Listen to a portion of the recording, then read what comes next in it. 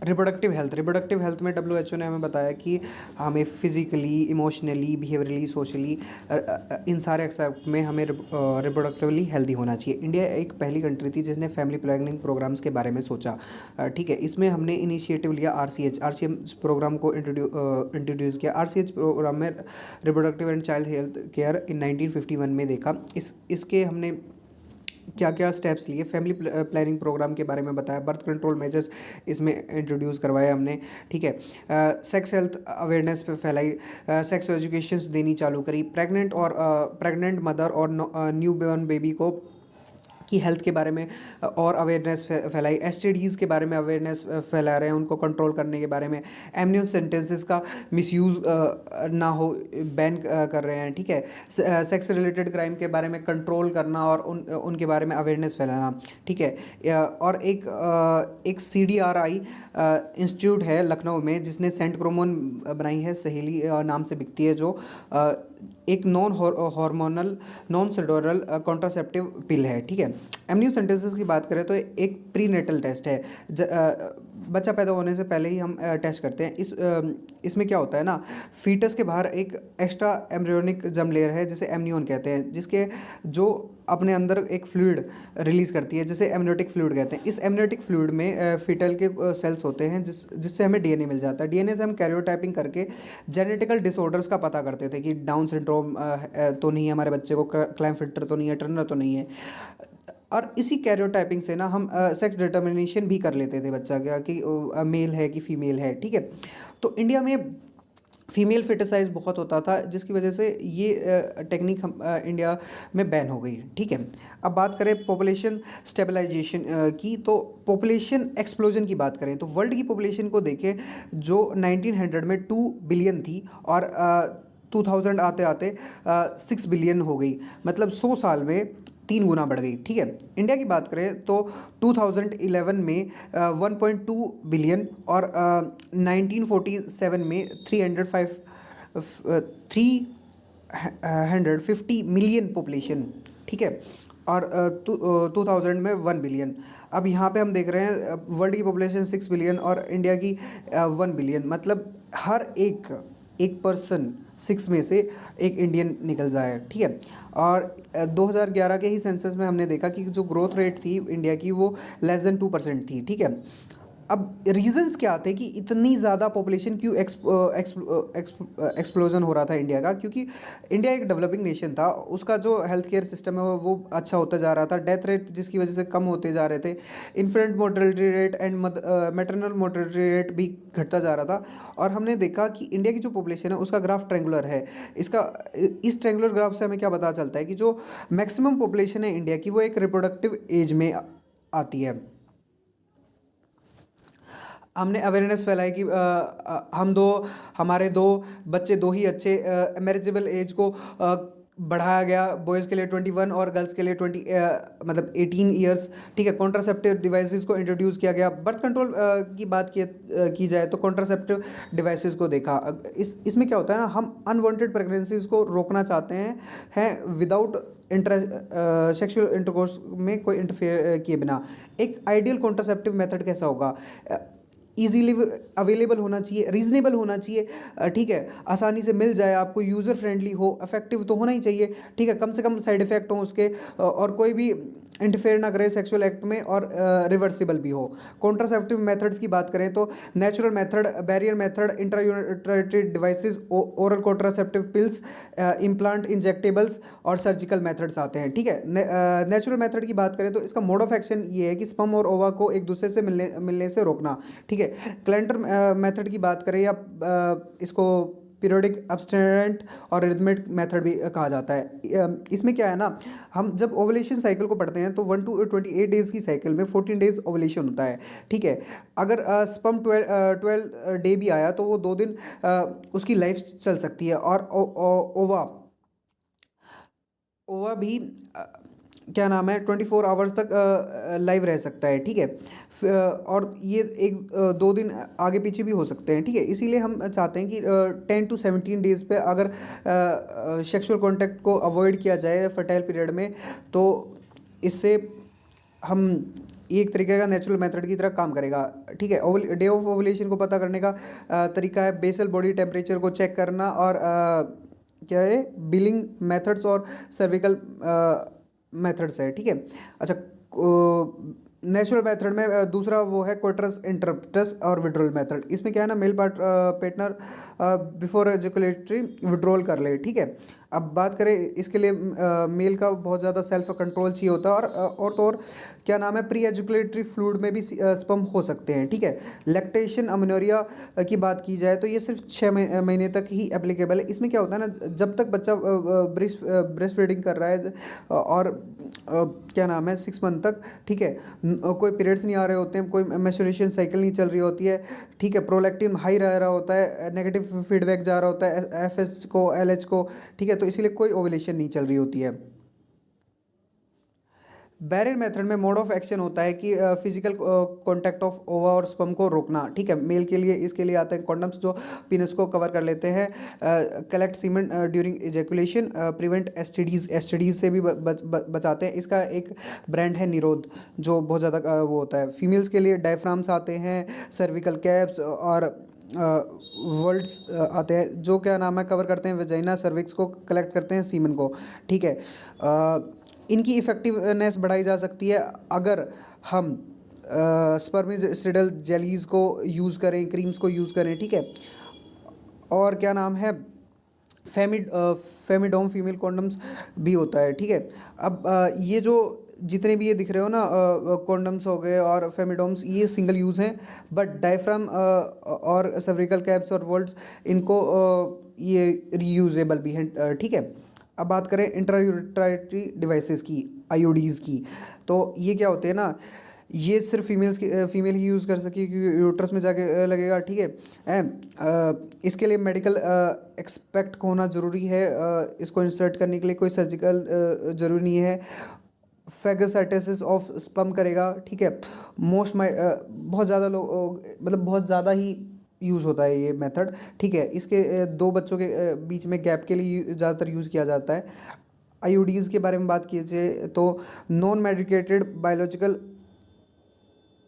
Insert में आएगा। IUDs की by lipid loops prevent implantation करता है, बट क्या नाम है, इससे ना एक्टोपिक प्रेगनेंसी होने का ज़्यादा खतरा बना रहता है, ठीक है। कॉपर रिलीजिंग आईओडी की बात करें तो ये क्या करेगा, स्पम्स को, मोटिलिटी को कम कर देगा, और क्या नाम है, फर्टिलिटी को कम कर देगा स्पम्स की। एग्जांपल में बात करें तो CU7 CUT, ठीक है, मल्टीलोड 375। हार्मोनल आईओडी की बात करें तो इसमें आएगा LNG-20 और प्रोजेस्ट्रोन, ठीक है। और इनका मोड ऑफ एक्शन क्या होता है, ये करते क्या है, यूट्रस को इन हॉस्पिटाइल बनाते हैं फॉर इम्प्लांटेशन, ओवुलेशन को प्रिवेंट करते हैं, सर्विकल म्यूकस को थिक बनाते हैं, ठीक है। ओरल कॉन्ट्रासेप्टिव पिल्स में मिनी पिल और कम्बिनेशन पिल आती है। मिनी पिल में प्रोजेस्टेरोन होता है, कम्बिनेशन पिल में प्रोजेस्टेरोन प्लस एस्ट्रोजन होता है। इनका एक ऐसा पत्ता आता है, साथ साथ 3 हफ्ते का एक इनमें से मिनी पिल या कॉम्बिनेशन पिल होगी, और 1 हफ्ते के लिए हम आयरन पिल देते हैं, ठीक है। ये एक हार्मोनल पिल है। इनका काम क्या करती हैं, ये क्या करती हैं, यूट्रस को इन हॉस्पिटाइल बनाती है फॉर इम्प्लांटेशंस के लिए, ओवुलेशन को प्रिवेंट करती हैं, सर्विकल म्यूकस को थिक बनाती हैं, ठीक है। CDRI जो सेंट्रल ड्रग इंस्टीट्यूट है लखनऊ में, उसने क्या नाम है, non hormonal non steroidal once a week pill बनाई, जो सहेली के नाम से बिकती है। सेंटक्रोमोन उसका रियल नेम है, ठीक है। इसका मोड ऑफ एक्शन क्या है, ये एस्ट्रोजन को ब्लॉक करती है, एस्ट्रोजन रिसेप्टर को ब्लॉक करती है। मेल के लिए भी पिल आती है, गोसिपोल, क्या करती है, ये स्पर्म फॉर्मेशन को प्रिवेंट करती है। इंजेक्टेबल्स और इम्प्लांट्स की बात की जाए तो इनमें भी क्या होता है, प्रोजेस्टेरोन या एस्ट्रोजन, प्रोजेस्टेरोन दोनों का कॉम्बिनेशन होता है, ठीक है।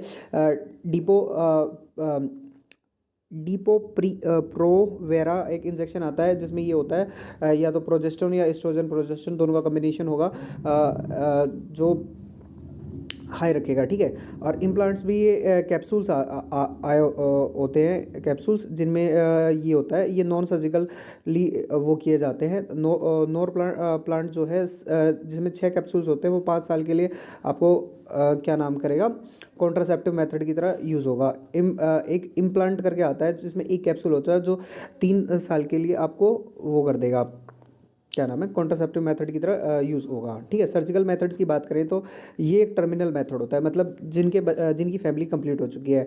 वासेक्टोमी और ट्यूबेक्टोमी इसमें होता है। वासेक्टोमी में क्या होता है, वास डिफरेंस को कट कर दिया जाता है दोनों को, और टाइड एंड से बांध दिया जाता है। ट्यूबेक्टोमी में फेलोपियन ट्यूब को काट दिया जाता है और इसको टाइट हैंड से बांध दिया जाता है। मोड ऑफ एक्शन क्या है कि ट्रांसपोर्ट ऑफ गैमेट्स को रोकना, और ये रिवर्सिबिलिटी बहुत पुअर है। और क्या नाम है, डू नॉट अफेक्ट, ठीक है, कोई लिबिडो को, सेक्सुअल ड्राइव्स को अफेक्ट नहीं करता है, ठीक है। ओके, हाँ, ये कह तो रखा है ना, कपल्स जिनकी फैमिली पूरी हो जाए उनके लिए ये, ठीक है। अब बात करें तो ये सब ये सारे जितने भी मेथड थे, ये सारे जब तक आप इंटरकोर्स से पहले के थे। अब आपका इंटरकोर्स हो गया है, कोइटस हो चुका है, उसके बाद क्या करें, तो पिल्स ले, प्रोजेस्टेरोन और एस्ट्रोजन वाली आईयूसीडीज़ को यूज़ कर सकते हैं। और है मेडिकल टर्मिनेशन, अगर प्रेगनेंसी हो गई है, अब उसके बाद क्या करें, ये एक तरीके का एमटीपी क्या है, medicated termination of pregnancy, induce abortion है, वॉलंटरी आप प्रेगनेंसी को वो अवॉइड कर रहे हैं, ठीक है। इंडिया मतलब वर्ल्ड में 45 to 50 मिलियन एमटीपी होती हैं, और मतलब इतनी प्रेगनेंसी होती है, उसमें से 1/5 ऑफ प्रेगनेंसी तो वो होती हैं। इंडिया में ये लीगलाइज की है 1971 में, और इसका अमेंडमेंट आया था 2017 में, ठीक है। अबॉर्शन ये एक तरीके का लीगल मेथड ऑफ अबॉर्शन है, ठीक है। और क्या नाम है, सेफ रहता है फर्स्ट ट्राइमेस्टर तक, 12 वीक ऑफ प्रेगनेंसी तक। एक ही प्रैक्टिशनर की जरूरत है एमटीपी करवाने के लिए, ठीक है। बट अगर आप 2 वीक्स पे भी करवा 12 to 24 वीक पे भी करवा सकते हैं सेकेंड ट्राइमेस्टर पर पर ये सेफ़ नहीं रहती, 2 प्रैक्टिशनर चाहिए होते हैं। अच्छा, ये कब करवाई जाती है, रेप के उसमें, प्रेगनेंसी या मदर या चाइल्ड को वो करे, चाइल्ड को कोई जेनेटिकल डिसऑर्डर हो, फेलियर ऑफ कॉन्ट्रासेप्टिव मेथड्स पे भी, ठीक है। अब एसटीडी की बात की जाए, एसटीडी क्या है, सेक्सुअल ट्रांसमिटेड डिजीज़, ठीक है। आईटीआई, सॉरी, आरटीआई, ये है रिप्रोडक्टिव ट्रैक इन्फेक्शन, और इसे वेंड्रल डिजीज़ भी कहा जाता है, ठीक है। ये क्या है, वाई अनप्रोटेक्टिव सेक्सुअल कॉन्टैक्ट के फैलता है। इसका सबसे ज़्यादा वर्नेबल ग्रुप होता है, मतलब बहुत ज़्यादा अफेक्टेड जो है 15 से 24 साल के लोग। कोज कोजल एजेंट की बात की जाए तो एसटीडीज़ में, ठीक है, उसमें आएगा। बैक्टीरियाज़ की बात करें तो गोनेरिया, नाइजरी गोनेरे, सिफिलीज़, ठीक है, ट्रेपनोमा पैलिडम, क्लाइमेडिसिस, ठीक है। और वायरस की बात करें तो AIDS by HIV, genital herpes, genital warts, hepatitis B, और हेपेटाइटिस और क्या नाम है, ये जो है ना, ये ब्लड कांटेक्ट से भी फैल सकते हैं, नीडल से भी फैल सकते हैं, मदर टू फीटस जा सकते हैं। प्रोटोजोन की बात करें तो ट्राइकोमेनाज, ठीक है। सिम्टम्स की बात करें, ये सब आपको पता चलेगा कि भाई क्या ये मतलब हो गया कि नहीं हो गया है, ठीक है।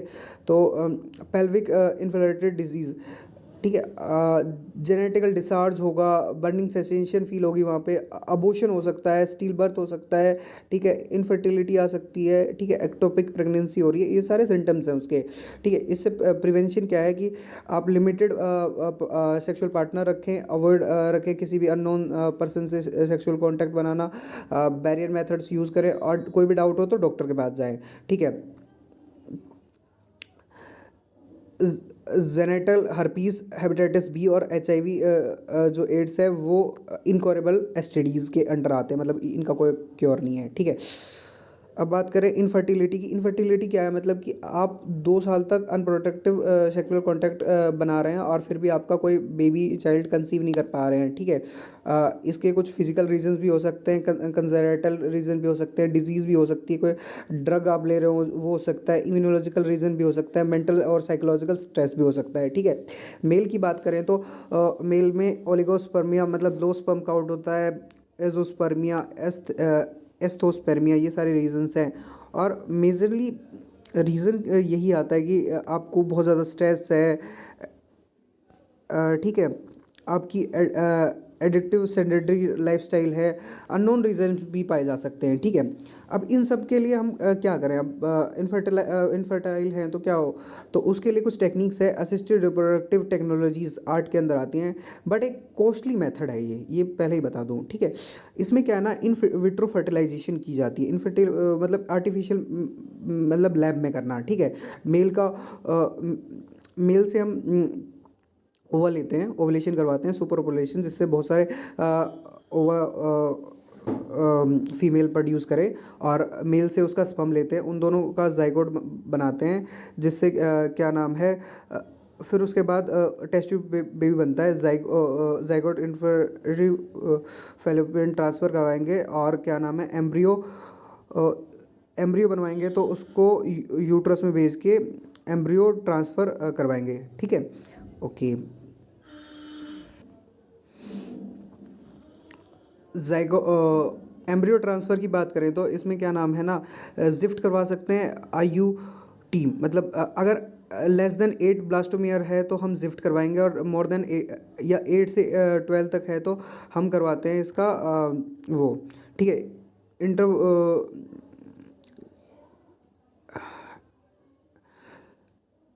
इन विट्रो फर्टिलाइजेशन में, ठीक है, एम्ब्रियो ट्रांसफर करके जिफ्ट और गिफ्ट करवाते हैं। इन विवो फर्टिलाइजेशन होती है, ठीक है। इन विवो का मतलब है बॉडी के अंदर फर्टिलाइजेशन होती है, ठीक है। जीव रुक जा, अच्छा, ये सारा